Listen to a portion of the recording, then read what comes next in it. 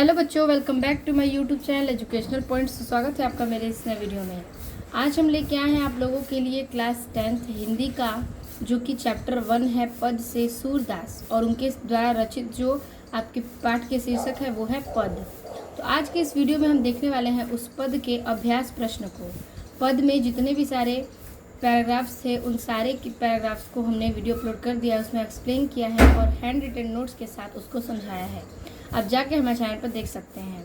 तो आज के इस वीडियो में हम देखेंगे उसी चैप्टर के अभ्यास प्रश्न को, ताकि आपके बोर्ड एग्जाम के लिए ये बहुत ही इम्पोर्टेंट है और आपको इससे पता चले कि आपको क्वेश्चन कैसे पूछे जाएंगे। ठीक है, तो चलिए हमारा पहला पैराग्राफ है इसमें कि चरण कमल बंदो हरिराई जाकी कृपा, लेकिन इसमें कहना चाहता है कि दिए गए पद्यांशों पर आधारित प्रश्नों के उत्तर दीजिए, यानी कि इस पद्यांश पर आधारित हमें प्रश्नों के उत्तर देना है। ये आपके पैराग्राफ दिए गए हैं और इस पर आधारित कुछ प्रश्न हैं, उसके हमें उत्तर देने हैं। तो देखिए कह रहा है कि चरण कमल बंदो हरिराई जाकी कृपा पंगु गिरि लंघे, अंधे को सब कछु दर्शाई, बहिरो सुने गूंग पुनि बोले, रंक चले सिर छत्र धराई, सूरदास सामी करुणा में बार बार बंदो तिह पाई। ठीक है, तो देखिए इस पैराग्राफ का अर्थ क्या होगा। कह रहा है कि चरण कमल बंदो हरिराई, सूरदास जी इस पद में कहते हैं कि चरण, प्रभु के चरण जो हैं, कमल जैसे जो चरण हैं उनके पैरों की मैं वंदना करता हूँ। ठीक है, यहाँ पर सूरदास कहते हैं कि मैं हरि यानी कि भगवान श्री कृष्ण के कमल रूपी चरणों की क्या करता हूँ, वंदना करता हूँ। बंदो माने वंदना। ठीक है, जाकी कृपा पंगु गिरि लंघे, कि जिनकी, जाकी माने जिनकी, कृपा माने कृपया से, पंगु यानी कि लंगड़ा व्यक्ति, गिरि माने पर्वत और लंघे माने लांघ सकता है। जिसकी कृपा से लंगड़ा व्यक्ति पत्थर को या पर्वत को लांघ सकता है। अंधे को सब कुछ दर्शाई, अंधे व्यक्ति को सब कुछ दिखाई देने लगता है। ठीक है, बहिरो सुने गूंग पुनि बोले, बहरा व्यक्ति सब कुछ सुनने लगता है और गूंगा व्यक्ति पुनः बोलने लगता है। रंक चले सिर छत्र धराई, कि रंक चले सिर छत्र धराई यानी गूंग पुनि बोले और रंक चले सिर छत्र धराई। रंक माने भिखारी, और भिखारी के छत पर क्या होता है कि भिखारी के सिर पर छत धारण हो जाता है। ठीक है, बहरा सुनने लगता है, भगवान की कृपा से गूंगा व्यक्ति बोलने लगता है और भिखारी के छत पर सिर पर छत धारण हो जाता है, सब सूरदास की कृपा से। ठीक है, फिर कह रहा है सूरदास स्वामी करुणा में बार बार बंदो तिह पाई। उस सूरदास कहते हैं कि मैं उस करुणा में दयालु स्वामी की वंदना करता हूँ, बार बार वंदना करता हूँ। ठीक है, वो कहते हैं कि मैं उस करुणा में दयालु स्वामी की बार बार वंदना करता हूँ।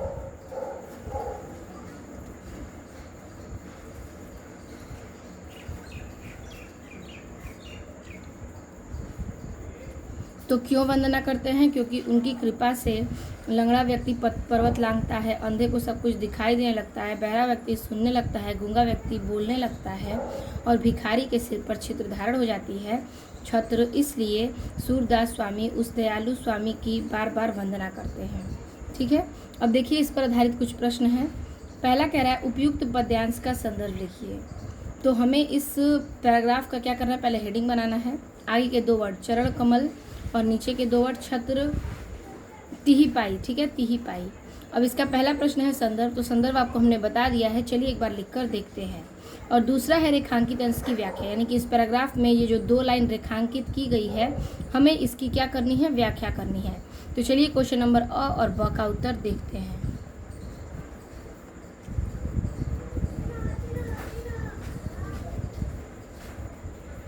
तो कक्षा 10 सूरदास के पद में जो पद्यांश पर आधारित अभ्यास प्रश्न है। ठीक है, पहला हेडिंग करेंगे चरण कमल डॉट लाइन तिही पाई। संदर्भ लिखना था, संदर्भ लिखेंगे कि प्रस्तुत पद्यांश हमारी पाठ्य पुस्तक हिंदी के काव्यखंड में संकलित पद शीर्षक से अवतरित है और इसके रचयिता सूरदास जी हैं।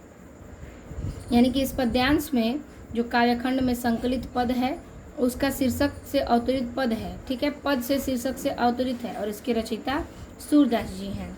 तो संदर्भ में आपको यही लिखना है कि कोई पद है और उसके रचयिता कौन है, सूरदास हैं। तो ये हो गया आपका क्या, संदर्भ। ठीक है, तो आपके इस पैराग्राफ का पहला का संदर्भ ये हो गया। अब हम हेडिंग करेंगे रेखांकित अंश की व्याख्या।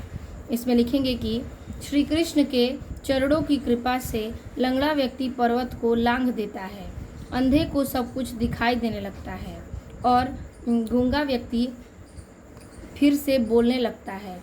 गरीब के व्यक्ति को राजा की तरह सिर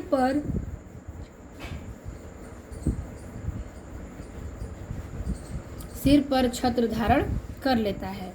तो ये हो गया आपके रेखांकित अंश की व्याख्या, जिसमें हम इस पैराग्राफ का अर्थ आपको बता दिए। 2 लाइन था, जो 2 अंडरलाइन है उसका ही हमें अर्थ लिखना था। अब देखिए इस पैराग्राफ में अगला क्वेश्चन क्या कह रहा है। अगला क्वेश्चन है कि स में ए नंबर, किसकी कृपा से लंगड़ा व्यक्ति पर्वत लांघ जाता है। तो अभी मैंने आपको बताया श्री कृष्ण की कृपा से, तो वही हम इसमें लिखेंगे इस प्रकार से कि श्री कृष्ण की कृपा से लंगड़ा व्यक्ति पर्वत को लांघ देता है। अगला इसमें प्रश्न कह रहा है कि प्रस्तुत पंक्तियों में कौन सा अलंकार है, यानी कि ये जो पैराग्राफ है पद्यांश है, इसमें कौन सा अलंकार है। तो देखिए इसमें चरण कमल बंदो हरिराई, यानी कि इसमें चरण की तुलना कमल से की गई है, तो ये हो जाएगा आपका रूपक अलंकार। तो लिखेंगे प्रस्तुत पंक्ति में रूपक अलंकार है। ठीक है, तो ये हो गया आपके पहले पैराग्राफ का अर्थ। अब हम चलेंगे देखेंगे दूसरे पैराग्राफ को।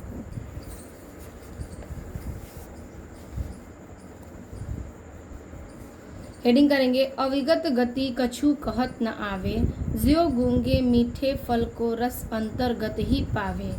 परम स्वाद सबकी सुनिरंतर अमित तोष उपजाओ, मन बानी को अगम अगोचर सो जाने सो पाओ। रूप रेख गुण जाति जुगति ताते सुर शगुन पद गावे। ठीक है, अब देखिए इसमें क्या कह रहा है। कह रहा है अविगत गति कछु कहत न आवे। यहाँ पर कहने का तात्पर्य है कि अविगत गति कछु कहत न आवे, यानी कि इसमें इस पैराग्राफ में कहना चाहता है कि किस प्रकार से जो एक असहाय व्यक्ति होता है वो अपने अंदर की पीड़ा को नहीं बता सकता।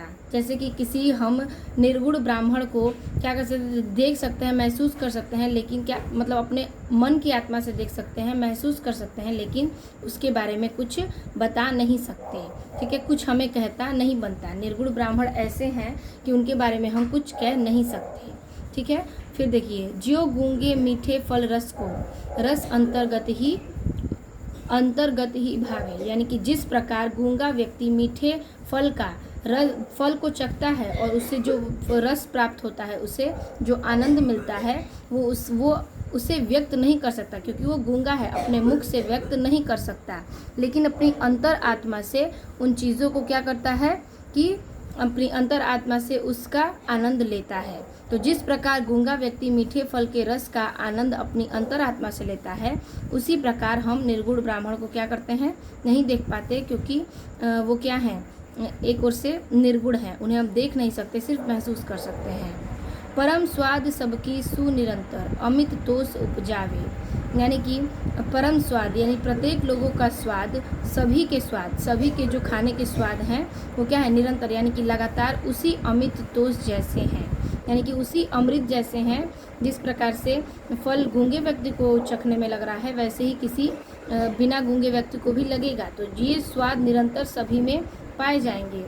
मन वाणी को अगम अगोचर, यानी कि मन की वाणी, ठीक है, मन की वाणी को क्या होता है कि ना ही हम देख सकते हैं, ना ही उसे कुछ किसी को व्यक्त कर सकते हैं, क्योंकि वो क्या है, अगम मने ना वो दिखाई दे सकता है, अगोचर मन ना ही हम उसे देख सकते हैं। ठीक है, सो जाने सो पावे, लेकिन जो ईश्वर को पूर्ण रूप से मान लिया है वही ईश्वर को पा सकता है। जो अपने मन से, हृदय से ईश्वर को मान चुका है, ठीक है, महसूस करता है, वो उसने ईश्वर को पा लिया है।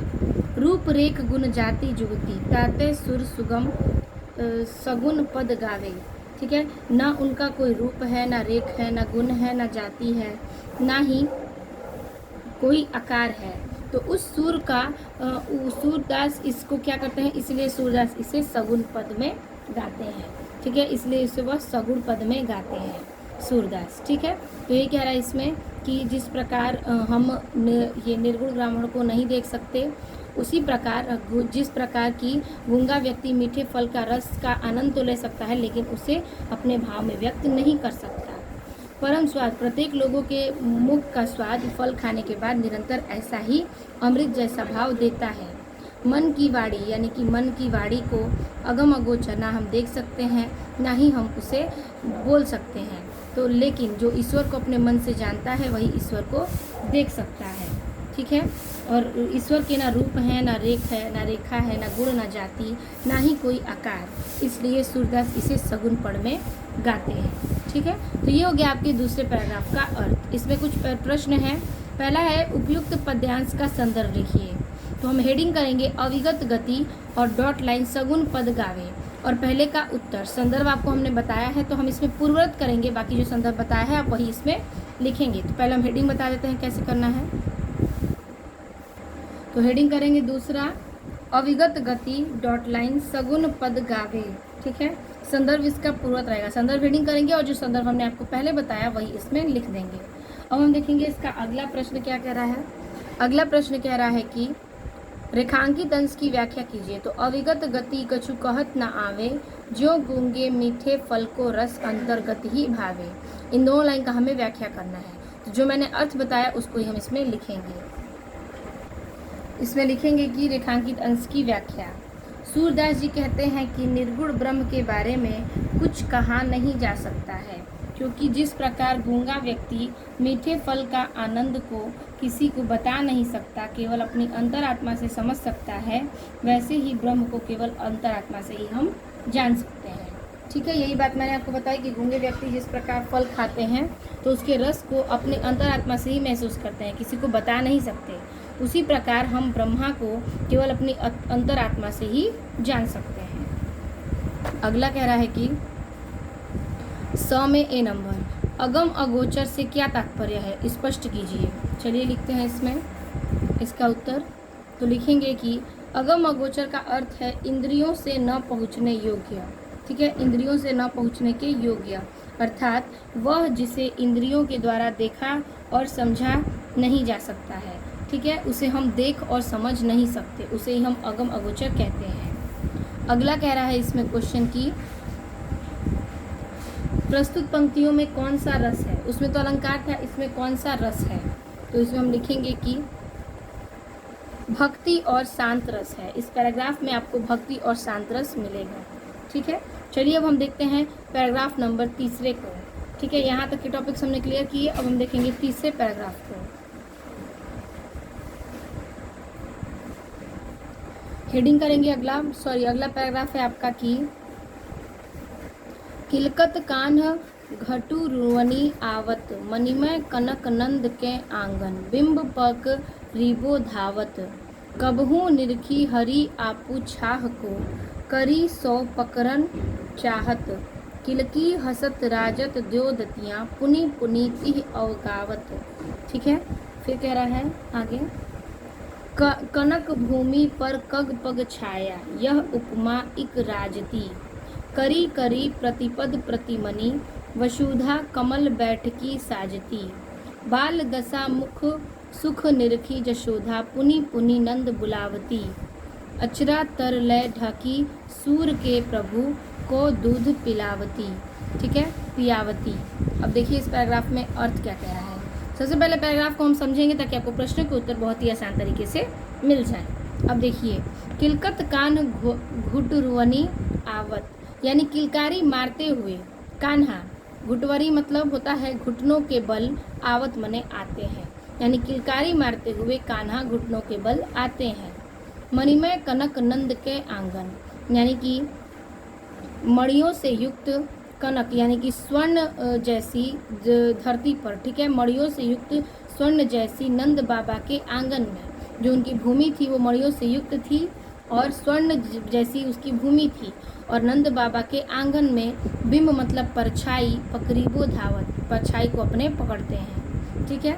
कबहू निरखी हरि आपू छाह को, कभी कभी मतलब कबहू कभी, निरखी देखते हैं, हरि भगवान श्री कृष्ण आपू छाह को, यानी अपनी छाह को, कि कभी देखते हैं निहारते हैं श्री कृष्ण अपनी छाया को, यानी अपनी परछाई को, करी सौ पकड़न चाहत, और कभी 100 पकड़न चाहत, और अपनी परछाई को कभी पकड़ना चाहते हैं। ठीक है।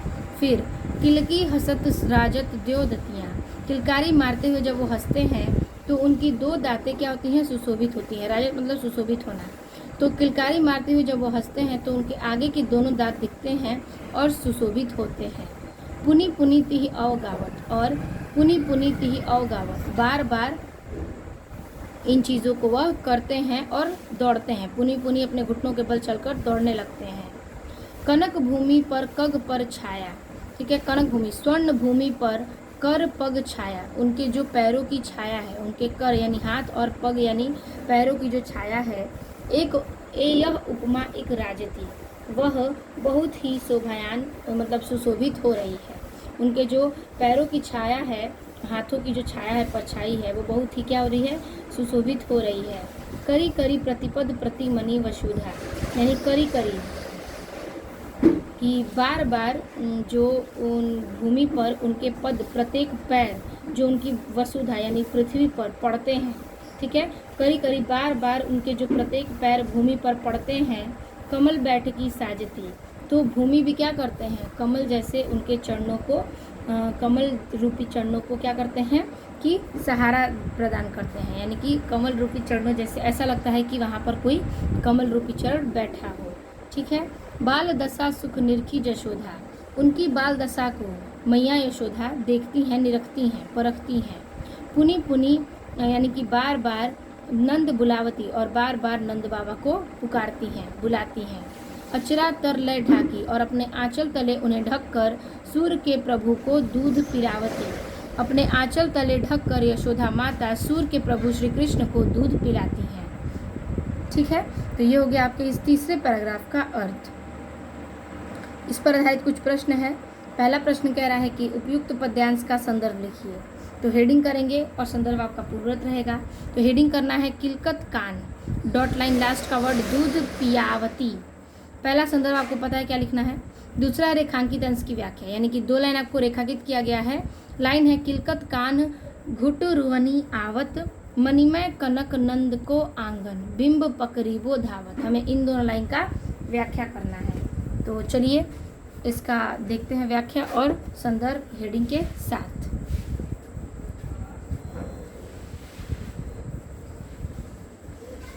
तो इस पैराग्राफ का हेडिंग करेंगे किलकत कान्ह डॉटेड पियावती। संदर्भ लिखेंगे पूर्वरत, ब लिखेंगे रेखांकित अंश की व्याख्या, लिखेंगे कि भगवान श्री कृष्ण की बाल लीला का वर्णन करते हुए सूरदास जी कहते हैं कि भगवान श्री कृष्ण किलकारी मारते हुए घुटनों के बल चलते हुए आ रहे हैं। ठीक है। कह रहा है कि भगवान श्री कृष्ण बाल लीला का वर्णन करते हैं और सूरदास जी कहते हैं कि भगवान श्री कृष्ण किलकारी मारते हुए घुटनों के बल चलते हुए आ रहे हैं और मणियों से युक्त नंद बाबा के आंगन में वह अपनी ही परछाई को पकड़ने के लिए दौड़ रहे हैं। ठीक है। ये हो गया आपका इस पैराग्राफ का अर्थ। ठीक है। अब हम देखेंगे इसका प्रश्न क्या कह रहा है। देखिए 100 नंबर प्रश्न कह रहा है कि कनक भूमि पर कग पग छाया, यह उपमा इक राजती में कौन सा अलंकार है। ठीक है। तो यहाँ पर देखिए इस पैराग्राफ में क का वर्णन कई बार किया गया है। ठीक है। कन, कनक, फिर कर, फिर इक, ये सारी चीज़ें। तो ये क्या होगा? अनुप्रास अलंकार होगा। और इसमें क्या है कि कनक को भूमि यानी कि सोने को पृथ्वी से तुलना भी की गई है, तो इसमें रूपक अलंकार भी होगा। ठीक है। तो इसमें होगा रूपक एवं अनुप्रास अलंकार। तो इसमें लिख देंगे हम इस प्रकार से आंसर। तो उत्तर लिखेंगे रूपक एवं अनुप्रास अलंकार। अगला प्रश्न इसमें कह रहा है कि उपयुक्त पद्यांश में किसकी बाल क्रीड़ाओं की कवि ने वर्णन की है। उत्तर लिखेंगे कि भगवान श्री कृष्ण की। ठीक है। भगवान श्री कृष्ण की सूरदास ने क्रियाओं की और बाल अवस्था का वर्णन किया है। ठीक है। तो ये हो गया आपके तीसरे पैराग्राफ का संपूर्ण प्रश्नों के उत्तर। अब हम चलेंगे पैराग्राफ नंबर 4 पर। चलिए चलते हैं, अब देखते हैं चौथे पैराग्राफ को। कह रहा है मैया हो न चौराहो गाई, सिगरे ग्वाल धीरावत मोह से, मेरे पाई पिराई, ज्यों न पत्याही पूछी बलदाऊही, अपनी सौंग दिवाई। यह सुनी माई यशोधा ग्वालिन, गारी देती रिसाई। मैं पठवती अपने लड़का को, आवे मन बहराई। सूर श्याम मेरी अति बालक, भग मारत ताही रिगाई। देखिए, इस पैराग्राफ का पहले अर्थ समझते हैं, फिर प्रश्नों के उत्तर लिखेंगे। ठीक है, तो पैराग्राफ में कह रहा है कि मैया हो न चरायो गाई।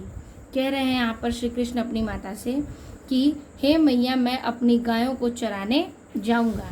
ठीक है, मैं अपने नहीं, यहाँ पर यह अर्थ होगा कि हे मैया, मैं अपने गायों को चराने नहीं जाऊंगा। ठीक है, वो कहते हैं कि मैं गायों को चराने अब नहीं जाऊंगा। सिगरे ग्वाल यानी सारे ग्वाल, और धीरावत मुँह से, सारे ग्वाल बाल जो हैं वो गायों को मुझे पकड़ा देते हैं। ठीक है, धरावत मुँह से यानी कि मुझे पकड़ा देते हैं और मुझे क्या करते हैं, दौड़ाते हैं कि इनके पीछे दौड़ो, यानी गाय के पीछे चराने के लिए दौड़ो। तो सारे ग्वाल मुझे गायों को चराने के लिए छोड़ देते हैं, दे देते हैं। और मेरो पाई पिराई, और मेरे जो पैर हैं वो दर्द करने लगते हैं। पाई माने पैर, पिराई मतलब दुखने लगते हैं। ज्यों न पत्याही पूछी बलदाऊ, जो, अगर आपको विश्वास नहीं है, वो कहते हैं कि अगर तुम्हें विश्वास नहीं है तो पत्याई यानी विश्वास नहीं है तो पूछिए बलदाऊ भैया से, बलदाऊ ही यानी बलदाऊ भैया से पूछिए। अपनी सौह दिलाई, सौह माने होता है सौगंध, कसम। तो कह रहा है कि अगर आपको मेरी बातों पर विश्वास नहीं है तो आप बलदाऊ भैया को सौगंध दिलाकर पूछ लीजिए। यह सुनी माई यशोधा ग्वालिन, यह बात सुनकर यशोधा माता ग्वाल बालों को गारी देती रिसाई, गाली देने लगती हैं। ठीक है, क्रोधित होकर गाली देने लगती है। रिसाई माने होता है क्रोधित होना। तो कह रहा है कि ये सारी बातें अपने पुत्र की सुनकर यशोधा मैया ग्वाल बालों को क्या करती हैं, गाली देने लगती हैं क्रोधित होकर। मैं पठवती अपने लड़का को, लड़का माने बालक, बच्चा, तो मैं पठवती यानी भेजती हूँ अपने बालक को, आवे मन बहराई कि उसका मन बहल जाए। मैं भेजती हूँ अपने बालक को ताकि उसका मन बहल जाए। सूर श्याम मेरो अति बालक, मारत ताही रिगाई। लेकिन सूर के श्याम यानी कि मेरे बालक को, वो मेरे इतने छोटे बालक को, बहुत ही प्रिय बालक को वो लोग क्या करते हैं, मारते हैं और दौड़ाते हैं। ठीक है, रिगाई मतलब होता है दौड़ाना। ठीक है, तो यही कह रहा है कि श्री कृष्ण आकर अपनी मैया से कहते हैं कि मैं ग्वाल बाल यानी कि गायों को चराने नहीं जाऊंगा, क्योंकि ग्वाल बाल जो हैं वो मुझसे ही गायों को चराते हैं और चराते चराते मेरे पैर दर्द करने लगते हैं। और अगर तुम्हें विश्वास नहीं है तो तुम अपनी सौगंध दिलाकर बलदाऊ भैया से पूछ लो। तो ये सारी बातें सुनती हैं यशोदा माता, तो ग्वाल बालों को गाली देने लगती हैं और पठवती अपने लड़का को, वह कहती है कि मैं अपने बच्चे को भेजती हूँ ताकि उसका मन बहल जाए, लेकिन जो मेरा श्याम है, इतना छोटा बालक, तुम लोग उसे मारते और दौड़ाते हो। तो ये पैराग्राफ का अर्थ था। प्रश्न है पहला, प्रस्तुत पद्यांश का संदर्भ लिखिए। संदर्भ आपका पूर्वत रहेगा। रेखांकित अंश की व्याख्या दूसरा प्रश्न है। रेखांकित अंश आपका कौन सा लाइन है कि माया हो न चौराहो गाई, सिगरे ग्वाल धीरावत मुँह से, मेरो पैर पिराई। तो इन दोनों लाइन का आपको अर्थ करना है। तो हेडिंग बनाएंगे मैया हो और डॉट लाइन लास्ट के वर्ड के हैं ताही रिगाई। चलिए देखते हैं इसका अर्थ।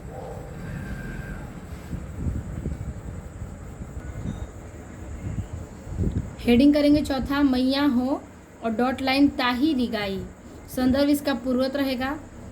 ब है आपका क्वेश्चन रेखांकित अंश की व्याख्या। तो हेडिंग कर लेंगे और लिखेंगे कि भगवान श्री कृष्ण अपनी माता से कहते हैं कि हे मैया, मैं अपनी सब गायों को चराने नहीं जाऊंगा।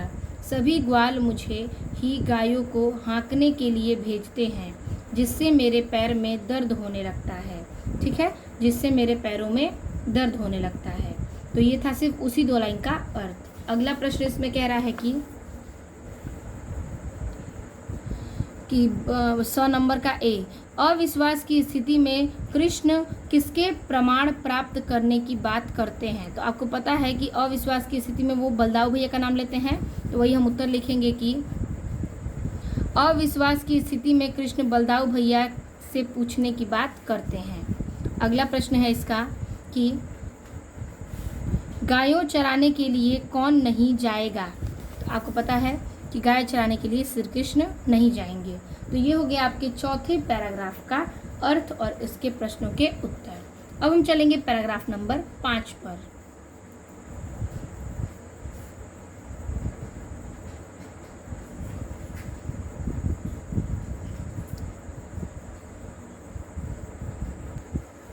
अगला पैराग्राफ कह रहा है कि 5वां पैराग्राफ, सखी री मुरली लीजो चोरी, जिन गोपाल किन्हो अपने बस, प्रीति सबनी सबनी की तोरी, छिन इक धर भीतर, निसी बासर धरत न कबहू छोरी, कबहू कर कबहू अर्धनी, कटी कबहू खोसत जोरी, न जानो कछु मेली मोहिनी, राखे अंग अंग भोरी, सूरदास प्रभु को मन सजनी, बंधियो राग की डोरी। देखिए और इस पैराग्राफ में क्या कह रहा है। इस पैराग्राफ का अर्थ है कि सखी दी मुरली लीजो चोरी, कि एक सखी दूसरी सखी से कहती है कि हे सखी चलो हम श्री कृष्ण की मुरली को चुरा लें। ठीक है, मुरली लीजो चोरी कि हे सखी चलो हम श्री कृष्ण की मुरली को चुरा लें। जिनी गोपाल किन्हियो अपने बस,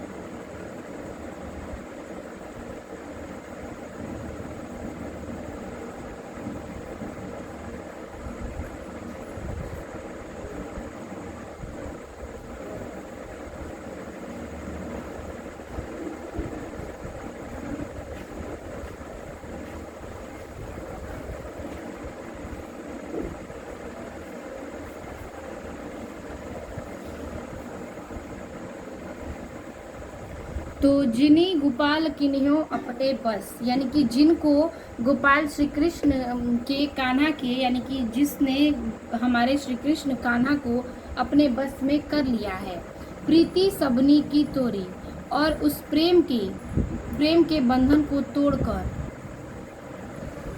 तो इसमें कह रहा है कि वो अपने प्रेम के, हम लोगों के प्रेम के सारे बंधन को तोड़कर, ठीक है, क्या हो गए हैं कि वह गोपाल जो हैं वो मुरली के बस में हो चुके हैं। हमारे सारे प्रेम पीड़ा सब कुछ तोड़कर छोड़कर वो क्या हो गए हैं कि वो मुरली के बस में हो गए हैं।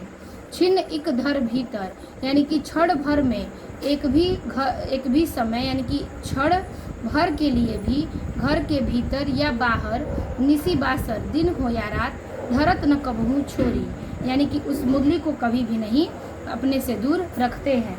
ठीक है, कह रहा है कि क्षण भर के लिए भी घर से भीतर या घर से बाहर, दिन हो या रात, वो कभी भी अपनी बांसुरी को नहीं छोड़ते हैं। कबहू कर, यानी कभी अपने हाथों पर, कबहू अर्धनी, कभी अपने होठों पर, और कटी कबहू, और कभी अपने कमर पर उसे खोस लेते हैं, यानी कि अपने से दूर नहीं रखते, कभी अपने हाथों में, कभी अपने होठों पर, और कभी अपने कमर पर उसे खोस लेते हैं।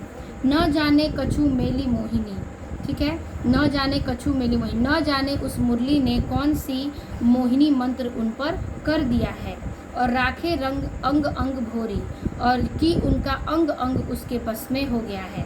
न जाने कौन सा मोहिनी मंत्र उसने कर दिया है कि श्री कृष्ण का अंग अंग क्या हो गया है, उस पर आश्रित हो गया है। श्री कृष्ण का अंग अंग उसके लिए, उसके कब्जे में हो गया है।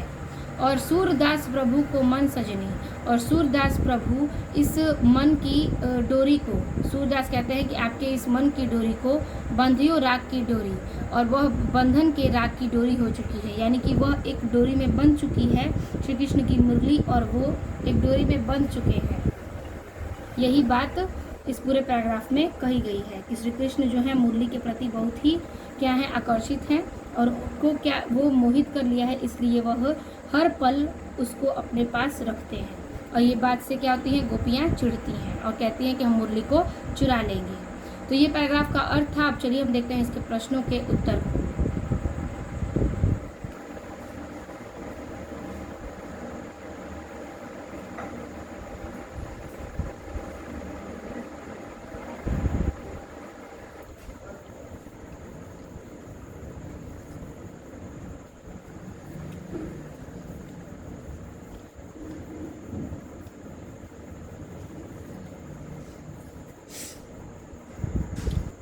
तो इस पर आधारित जो प्रश्न है अ नंबर कह रहा है उपयुक्त पद्यांश का संदर्भ लिखिए। ठीक है, संदर्भ आपका पूर्ववत रहेगा और दूसरा रेखांकित अंश की व्याख्या। तो रेखांकित अंश क्या है वो पहले देखते हैं।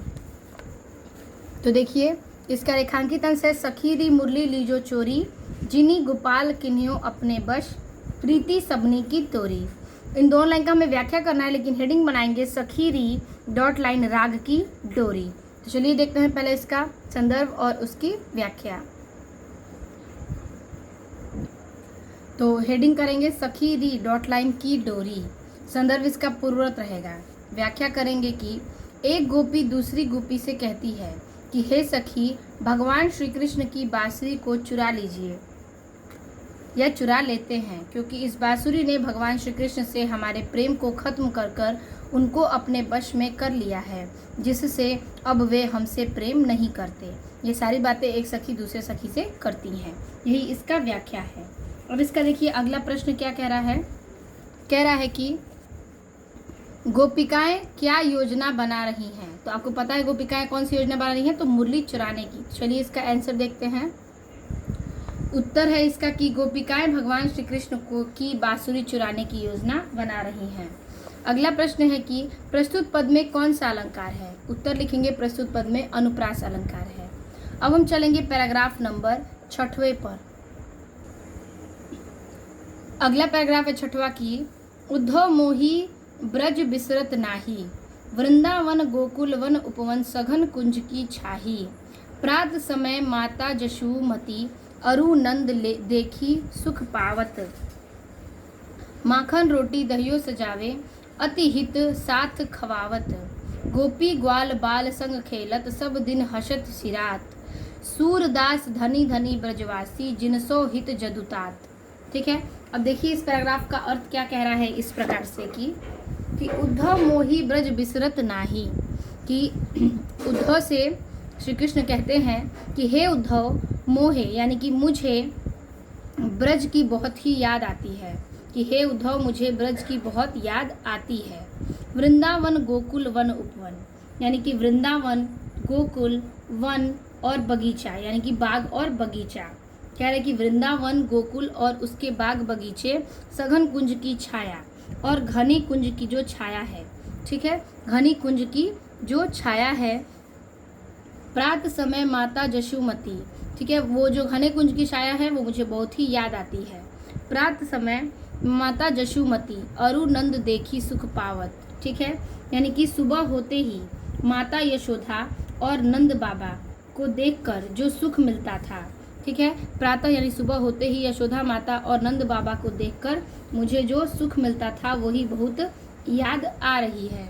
ठीक है, माखन रोटी दहियो सजावे, कि माखन रोटी दही को सब कुछ को क्या सान कर, माखन रोटी दही सब कुछ सान कर जो मैया लाती थी, अति हित साथ खिलावत, और बहुत ही प्रेम से हमें खिलाती थी, वो दिन मुझे बहुत याद आ रहे हैं।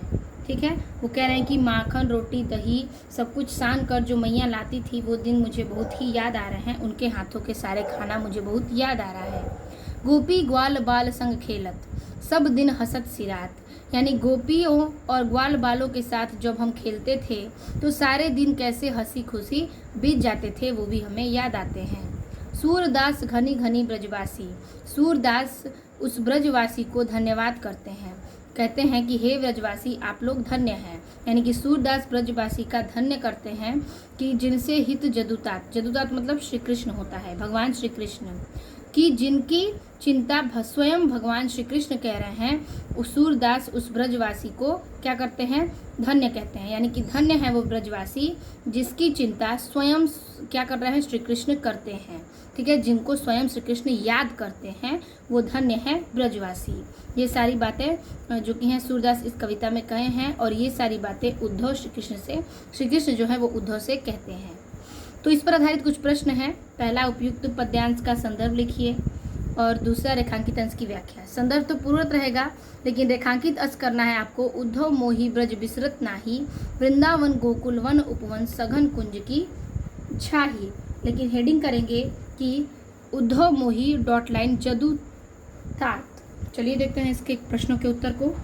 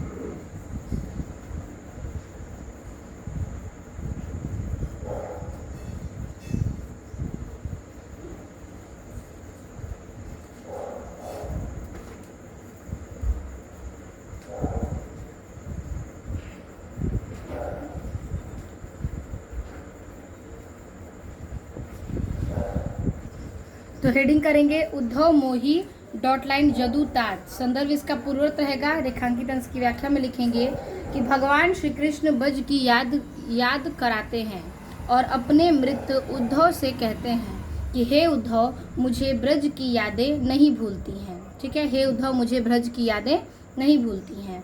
ये इसके अर्थ था सिर्फ 2 लाइन का।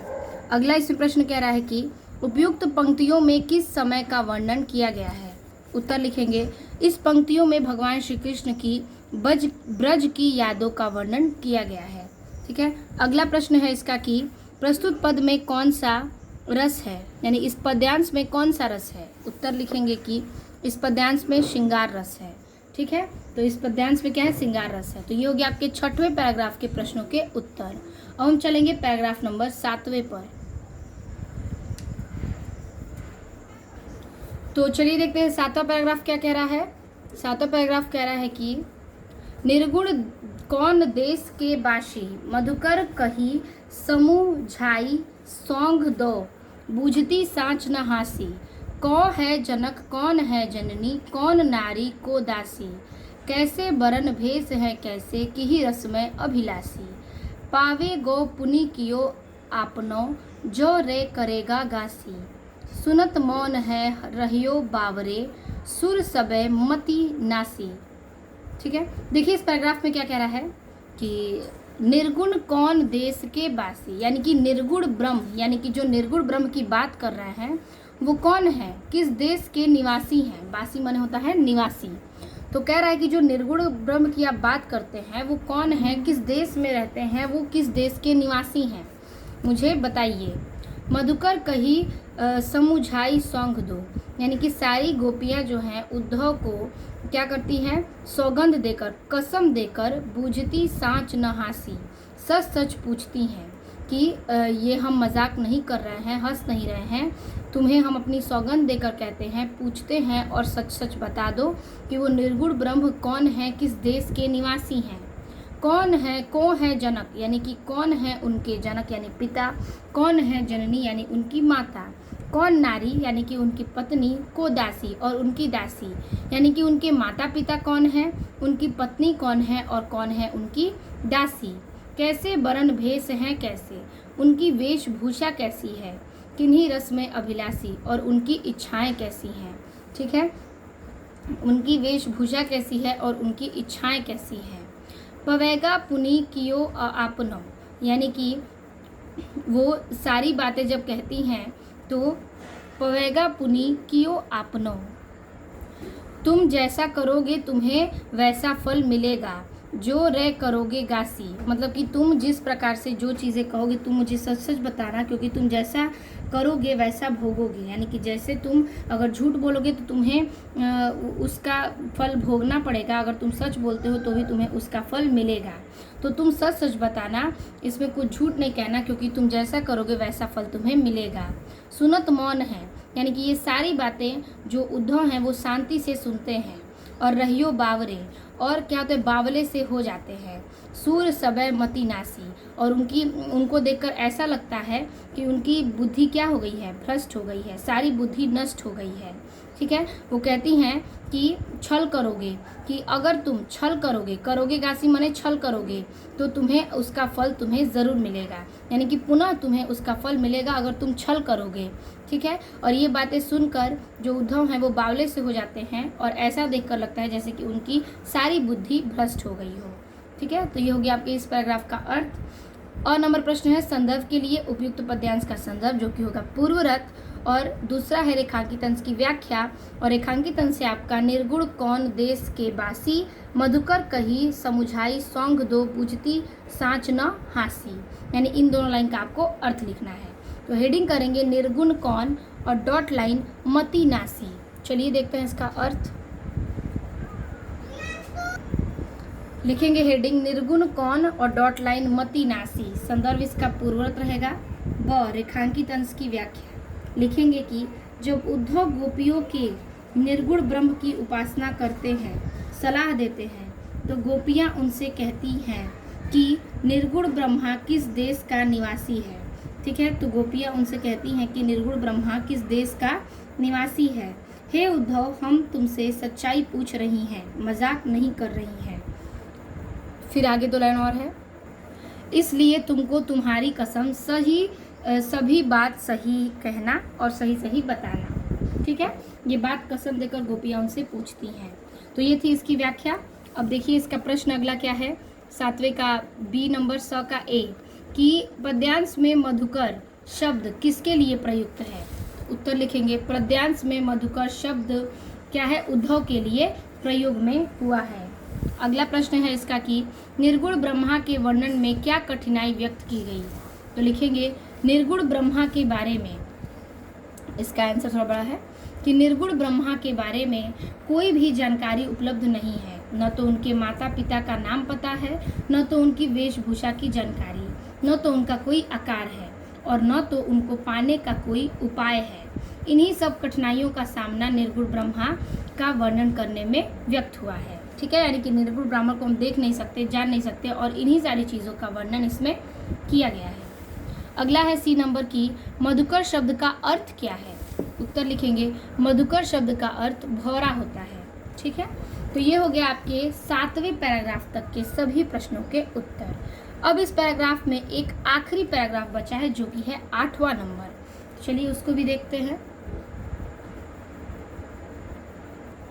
तो 8वें नंबर में हम हेडिंग करेंगे, मतलब पैराग्राफ है कि उद्धव मन न भये 10-20, एक हु तो सो गए श्याम संग, को औराधे ईश, इंद्री शिथिल भई केवल बिनु, ज्यो देही बिनु बी शीस, आशा लगी रहती तन श्वासा, जिवही कोटि बरीस, तुम तो सखा श्याम सुंदर की, शकल जोग के ईश, सूर हमारे नंद नंदन बिनु, और नहीं जगदीश। देखिए इस पैराग्राफ में अर्थ क्या हम लिखेंगे कि उद्धव मन न भय 10-20,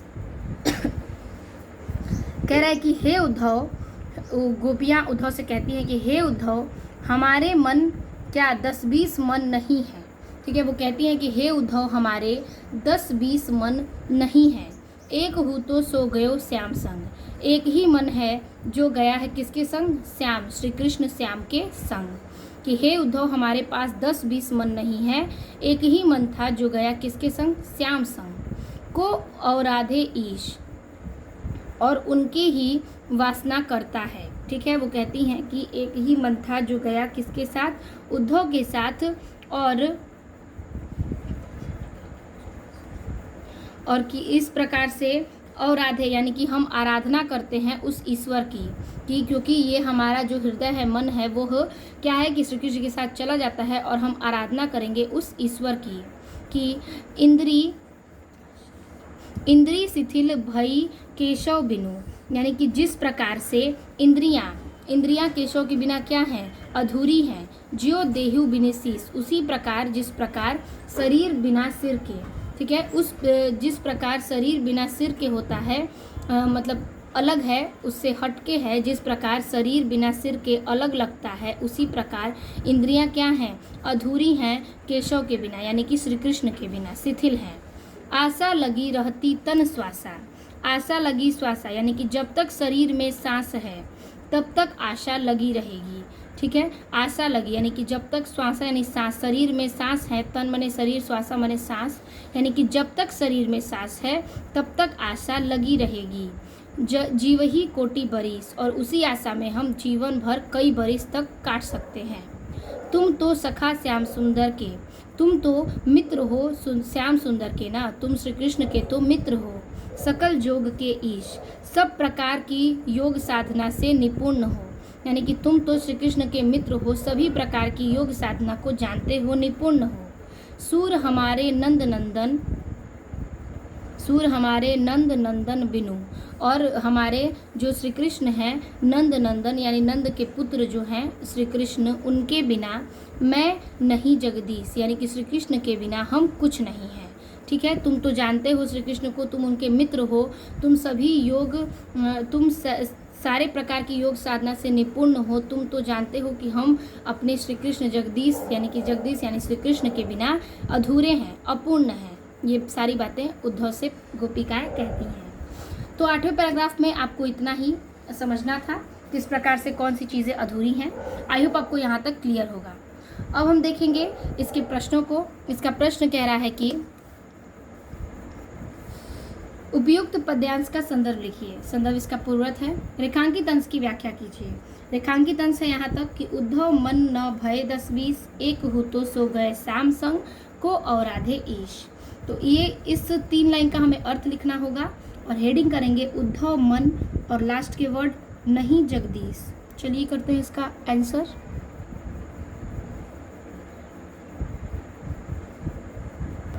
तो हेडिंग कर लेंगे उद्धव मन डॉट लाइन नहीं जगदीश। संदर्भ इसका पूर्वत है। रेखांकित अंश की व्याख्या में लिखेंगे कि गोपियां निर्गुण ब्रह्मा की उपासना करने में अपनी असमर्थता बताते हुए उद्धव से कहती हैं कि हे उद्धव, मन 10-20 नहीं होते हैं, हमारे पास भी एक ही मन था जो भगवान श्री कृष्ण के साथ चला गया, अब हम निर्गुण ब्रह्मा की उपासना किस मन से करें। जब वो कहते हैं कि तुम उपासना ब्रह्मा की करो, तो वो कहती हैं कि हमारे पास एक ही मन था जो कि श्री कृष्ण के साथ चला गया है, तो हम किस मन से निर्गुण ब्रह्मा की उपासना करें, उनकी वासना करें। ठीक है, तो ये था इस पैराग्राफ का अर्थ। अगला है कि प्रश्न इसका कि इंद्री शिथिल भई केशव बिनु ज्यो देही बिनु शीस, उपयुक्त पंक्ति में कौन सा अलंकार का नाम है। तो इस पंक्ति में आपको इसका अलंकार है क्या, उत्प्रेक्षा अलंकार। तो हम उत्तर लिखेंगे क्या, उत्प्रेक्षा अलंकार है। इस पंक्ति में उत्प्रेक्षा अलंकार है। तो इस प्रकार से हमारे आज के इस टॉपिक का एंड होता है। और आज का जो टॉपिक था हमारा अभ्यास प्रश्न, उसको हमने आज के इस वीडियो में क्लियर किया। यानी कि 8 अभ्यास प्रश्न थे जिसको हमने वन शॉट में यानी कि एक ही वीडियो में सारे पैराग्राफ्स को क्लियर किया। तो आज के इस वीडियो में हमने अभ्यास प्रश्न को सब कुछ क्लियर कर दिया है। आप इसे नोट करिएगा और सभी जो पैराग्राफ है बहुत ही आपके इम्पॉर्टेंट है। तो वीडियो अच्छी लगी तो लाइक कमेंट अपने दोस्तों को ज़रूर शेयर कीजिएगा। मिलते हैं आपसे नेक्स्ट वीडियो में नए टॉपिक के साथ। तब तक के लिए धन्यवाद।